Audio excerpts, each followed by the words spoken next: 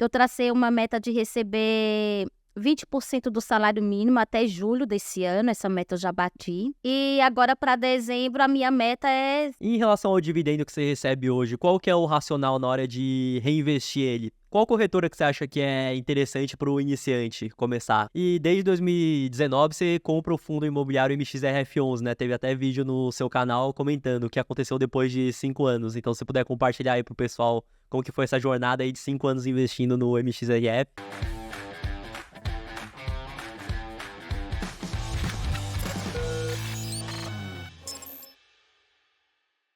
Como é que estão suas metas hoje na sua carteira? Eita, as metas estão um pouco devagar, mas assim, né, a gente tem o tempo. Eu espero que eu tenha o tempo. As metas, assim, a meta de receber R$10 dia, a meta de receber uma diária, eu alcancei em outubro do ano passado, principalmente depois do presente que vocês me deram, né, deu uma alavancada, assim, e era uma meta que eu tinha colocado assim na minha mente que eu ia alcançar em dezembro, mas eu alcancei em outubro, 2 meses antes. E já tinha batido a meta de receber 10% do salário mínimo também em julho do ano passado. Então, eu tracei mais algumas metas, né? Eu tracei uma meta de receber 20% do salário mínimo até julho desse ano. Essa meta eu já bati. Porque mesmo quando só tenho dividendos de fundos imobiliários, o mínimo que tem chego, mesmo quando alguns fundos entregam menos, é 290. Então, como é 280 e pouco, eu já bati essa meta. Quando tem os dividendos de ações, essa meta, esse valor, ele sobe um pouco, aumenta um pouco. Aham. E agora para dezembro a minha meta é, se possível, chegar a 2 diárias, né? O valor de R$400. Mas se não chegar também tá tudo certo, tá? Faz parte, né? Renda variável. A gente sabe que muitas vezes os ativos, eles entregam um pouquinho menos e o nome já diz, é renda variável. Varia para baixo, para cima, enfim. E só que, assim, legal porque eu investi em algumas ações justamente pensando nos dividendos complementares dessas ações aos dividendos dos fundos imobiliários. Então, de novembro do ano de novembro de 2023 até junho, todos os meses eu tive dividendos de ações. Só julho que não. Julho é o mês da escassez dos dividendos, né? E algumas ações que distribuem, eu olhei, uma tá cara, outras não faz muito sentido para mim, aí eu deixei quieto. E tem ação também que distribui um dividendo mais gordo a cada trimestre, ou a cada 6 meses também, então tem uma volatilidade maior no dividendo também, né? Exatamente. Aham. Como você tá colocando mais ações agora na carteira, talvez seja interessante ver o total do ano todo, né? E depois dividir para ver se... Pensei nisso, Renan, eu vou fazer isso depois, só que mesmo assim... eu pensei assim, nossa, agora agosto até dezembro, as ações elas vão entregar mais, porque tem todo o resultado, né, do terceiro trimestre, enfim. E aí eu pensei, vou fazer isso para ver quanto que deu a média mensal, né?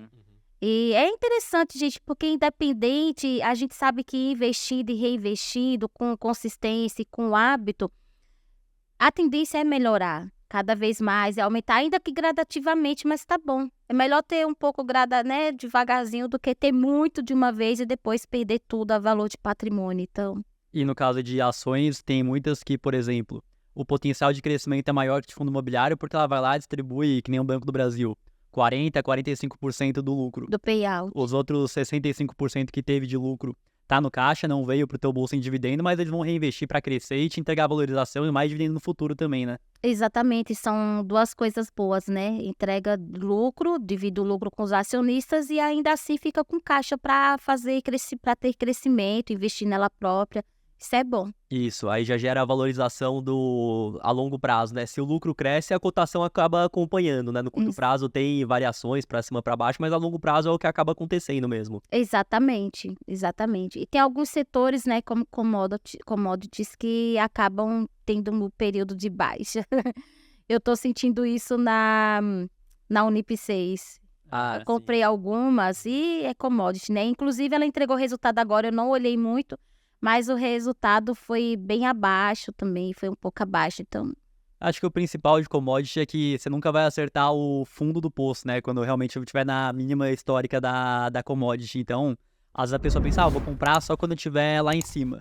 E normalmente você pega até uma Vale, por exemplo, quando o minério de ferro tá alto, o preço da Vale tá alto. Só que o momento de entrar acaba sendo quando tá mais baixo, mas você não sabe até quando pode cair, beleza. Agora Exatamente. tá baixo, mas pode ficar mais baixo. Mas num período de médio ou longo prazo, a tendência é que volte à média, pelo menos, e venha subir, né? Exatamente, né? É o momento de entrar e fazer dinheiro nas ações é justamente aproveitando os momentos de baixa, desde que essa empresa faça sentido, né, para o investidor, desde que essa empresa esteja no momento de baixa, mas no período de lucro, de expansão, de lucratividade da empresa, esses preços também possam subir e a pessoa venha entender que tem o potencial de valorizar e também de entregar dividendos. Porque tem empresas que estão baixas, mas elas podem cair ainda mais e nunca se recuperarem, né? Então sempre há um perigo. Exato, é. Mas aí quando você investe em empresas de setores mais perenes, igual um Banco do Brasil, muito difícil dela passar por um momento ruim e não se recuperar mais. Praticamente impossível na minha visão, né? Então, é escolher essas empresas que vão ser resilientes, que vão sobreviver a momentos ruins, né? Exatamente, né? Tem empresas que elas são mais previsíveis, assim, né? Que é diferente de pegar, sei lá, uma Casas Bahia, uma Magalu, que aí o Meu negócio Deus, o negócio é pode cair e pode não se recuperar, né, pelo setor ainda. nunca mais, né? E Uhum. é engraçado que, não sei, né? Mesmo a Selic deu uma leve diminuída, agora se manteve, mas esse setor, ele não se recuperou mais. Até agora não recuperou mais. É que acaba que o varejo depende muito de juro baixo, de alavancagem, de pegar dinheiro emprestado.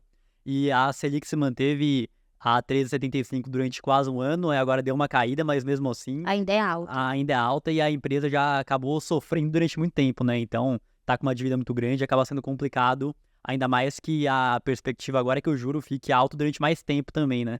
É, exatamente. E os juros estando alto, a empresa não pode reinvestir, não pode contratar, não pode crescer, porque fica tão caro tomar empréstimos. E para as pessoas também poderem comprar, né, principalmente no crediário, que não tem um cartão ali para comprar sem juros, elas dependem muito do crediário. E quando elas vão ver, os juros é muito alto, porque acaba sendo um financiamento para comprar até mesmo eletrônicos, eletrodomésticos, móveis.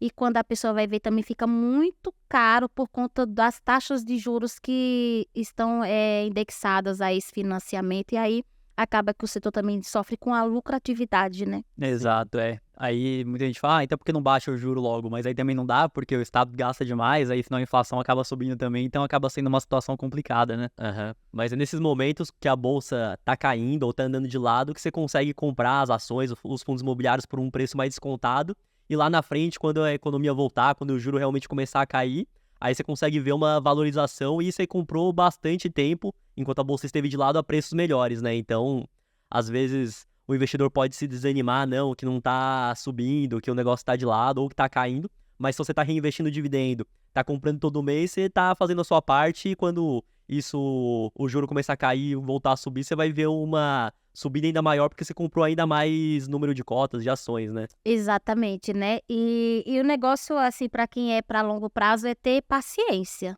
Uhum. Porque se a pessoa se desesperar, ela pode vender tudo descontado e perder bastante, né, a termo de valor patrimonial do preço pago.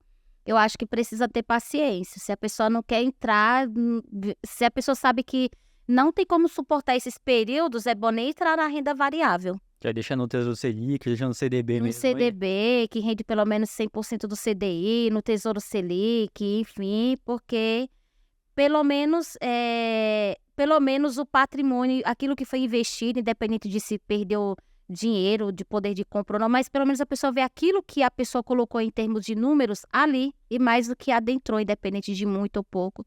Então, acho que a pessoa já consegue dormir tranquilamente. Mesmo que a inflação seja muito alta, teoricamente ela perdeu o poder de compra, mas ela não viu nominalmente lá o dinheiro dela descendo, só subindo, né? Isso traz Exatamente. essa segurança para a pessoa.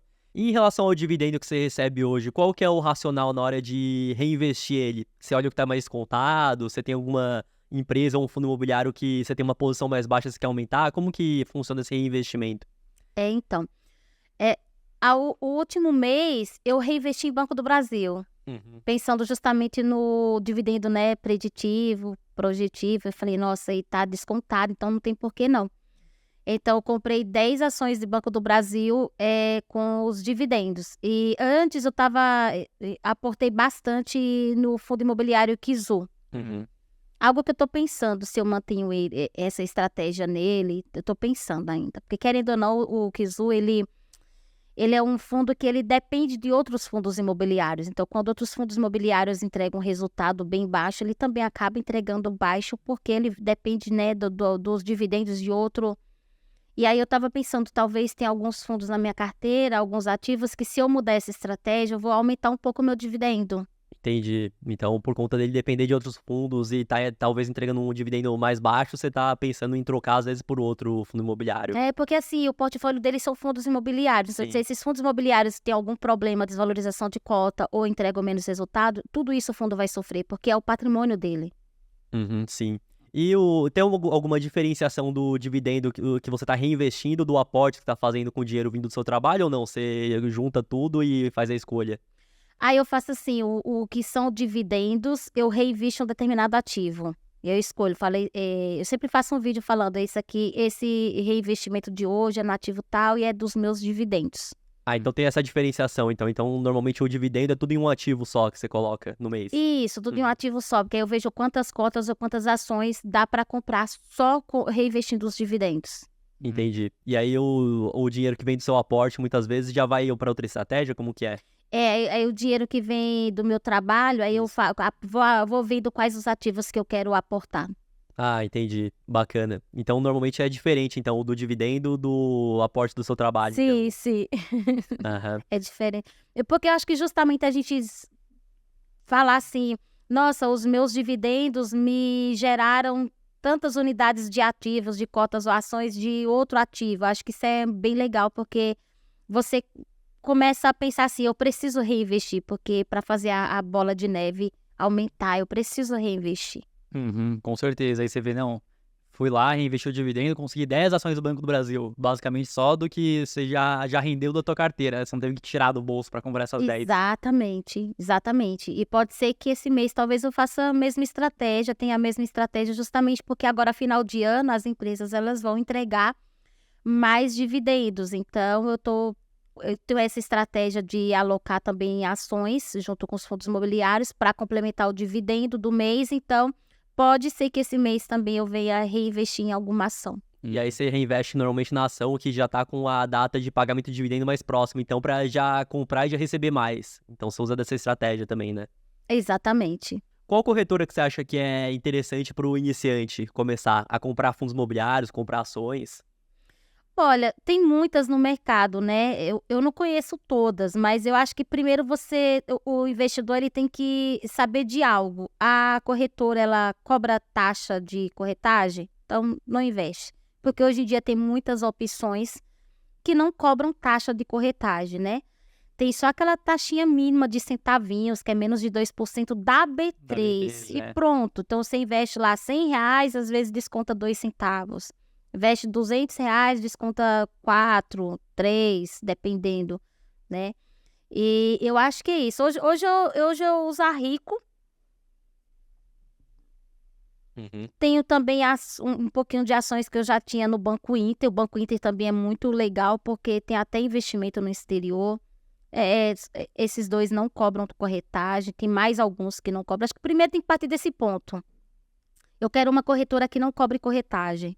Sim, porque a pessoa ainda vai investir com pouco, aí já tá lá, 3 e pouco, R$4 Hoje por tá ordem. muito fácil. Aham. Nossa, Renan, quando eu comecei em 2019, era um trabalhão para colocar dinheiro na corretora. E aí, quando apareceu o banco que não cobrava por transação de TED, eu falei, é minha chance. Que foi o Banco Inter, né? Porque os outros bancos você tinha que fazer um TED. Sim, TED cobrava. antes do Pix, né? Antes do 2019 não tinha Pix, Pix, né? Pix foi em 2020, eu acho. Mesmo assim, o Banco Inter, ele já tinha o TED que não era pago. Ah, sim. Ele foi, eu acho que foi o primeiro que lançou o TED gratuito. Então, eu conseguia fazer um TED e não pagar nada. E quando eu fazia o TED que não pagava, eu falava, opa, tá melhor, porque eu pensava, vou pagar a taxa do TED. Já perdi, quantos reais que era antes? É que eu lembro que a gente tinha no Itaú, acho que era pra conta de empresa, era R$ 20 um TED, um negócio assim, lembra? Era bem Acho caro, né? que, acho que eu não lembro se era R$ 7. Eu posso estar equivocada. E o DOC ainda era mais caro, né? Não, o DOC era pro dia seguinte e não pagava. Era pro dia seguinte. É, mas o TED pagava, mas acho que era menos. Aí o TED era um pouquinho mais. E aí, quando o Banco Inter lançou o TED gratuito, eu falei, é minha chance de colocar dinheiro agora na corretora sem precisar pagar, porque não fazia sentido.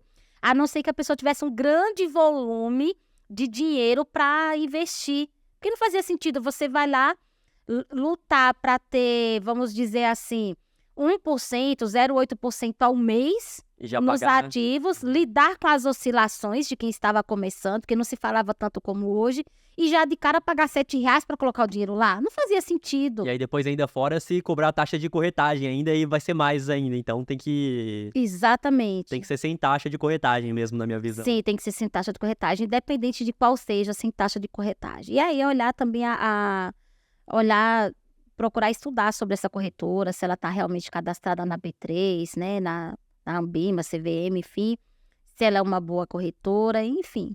É isso aí, com certeza. E desde 2019 você compra o fundo imobiliário MXRF11, né? Teve até vídeo no seu canal comentando o que aconteceu depois de 5 anos. Então, se você puder compartilhar aí pro pessoal como que foi essa jornada aí de 5 anos investindo no MXRF. Então, o MXRF11 ele foi o meu segundo fundo na carteira que eu coloquei, o primeiro de base 10, e eu acho que era o que era mais comentado, né? E é engraçado porque quando eu comecei a investir, eu comecei a investir pensando nisso, em ter um aluguel mensal, né? E eu falei, nossa, é uma maneira de eu ter ali um aluguel mensal. E eu comecei a investir. O primeiro fundo que eu comprei foi o BCFF11, não entendia. Se eu não entendo hoje, eu não entendia nada, menos ainda. E eu comecei a investir no BCFF11. Antes mesmo de terminar 2019, eu já vendi ele, mas o MXRF11 ele persistiu na minha carteira e até hoje, né? Inclusive, esses dias eu fiz um vídeo que eu comprei algumas cotas. Eu sei que ainda tá bem acima do PVP, mas pelo menos é abaixo do meu preço médio. Então, querendo ou não, também eu tô baixando o meu preço médio, que tava R$10,33. E o MXRF11, sim, há 5 anos eu invisto nele. E ele é um dos que tem mais remunerado, a sua cotação não baixa tanto. Sabe, o MXRF11, acho que aqui no Brasil o pessoal dá um valor a ele, principalmente os investidores novos, que não entendem muito do PVP, olha mais pro dividendo, como se fosse o SP500 lá dos Estados Unidos, sabe? Na dúvida, vai nele. Na dúvida, vai nele, sabe? Eu acho que os brasileiros, apesar de muitos não entenderem, né, o SP500, mas eu acho que dá esse valor ao MXRF11. Então, a sua cotação, para cair, tem que ser algo ou relacionado à empresa, ou que esteja realmente, né, um fator sistemático. E aí todos descem, então ele desce, a sua cotação desce um pouco, porque o que a gente vê é sempre subindo. Eu até quero que baixe mais para eu comprar. Diminui mais o preço médio ali. Sim, quero diminuir meu preço médio, então eu quero que ele baixe mais. Você já tem alguma estimativa de quanto que você recebeu em dividendo só do MXRF nesses 5 anos? Sim, olha, porque assim, eu posso dizer que eu comecei a investir em 2019, mas todos os meses foi em 2022. Então, todos os meses foi de 2022 para cá. Então, assim, a minha consistência, os meus resultados melhores estão desse período para cá. Mas, mesmo tendo pouquinhas cotas no MXRF11 e eu fiquei muito tempo sem investir nele, ele já está em quase R$1.000 de dividendos e o mês que vem passa de R$1.000. Nesses 5 anos, então, no total, foram mais de R$1.000. Mais de R$1.000, vai mesmo passar tendo já. pouquinhas cotas. Até 2022, sabe quantas cotas eu tinha? 128. Entendi. Aí depois de 2022, só que você focou em comprar todo mês, investir com consistência. Isso, só que não nele, né? 2023 eu vi que eu não fiz nenhum investimento nele. Ah, sim. Você foi realmente diversificando a carteira. E fui diversificando, porque chegou uma hora que eu falei, nossa, agora eu preciso diversificar, né? E aí foi estudando, foi aprendendo mais, foi vendo outras oportunidades de fundos e aí foi comprando outros, né? Não Isso, somente ele. isso. E eu tenho alguns setores que eu gosto mais. Outros eu não gosto. Coloquei por colocar assim, para dar uma diversificada, para amenizar os riscos, mas eu não gosto. Eu não gosto do setor de lajes corporativas, eu não gosto do setor de shopping, não gosto, gente, não gosto. Meu setor preferido são galpões logísticos e papéis. Tanto que acho que o Gari 11, né? Que é uma posição grande, né? Da sua carteira. Sim, o Gari 11 é uma posição grande, o RDM também é uma posição grande, está bem desvalorizado, mas eu estou mantendo ele em carteira. Eu ainda acredito. Eu ainda acredito no IRDM 11. A gestão fez umas coisinhas que não devia, mas eu acho que tudo é aprendizado.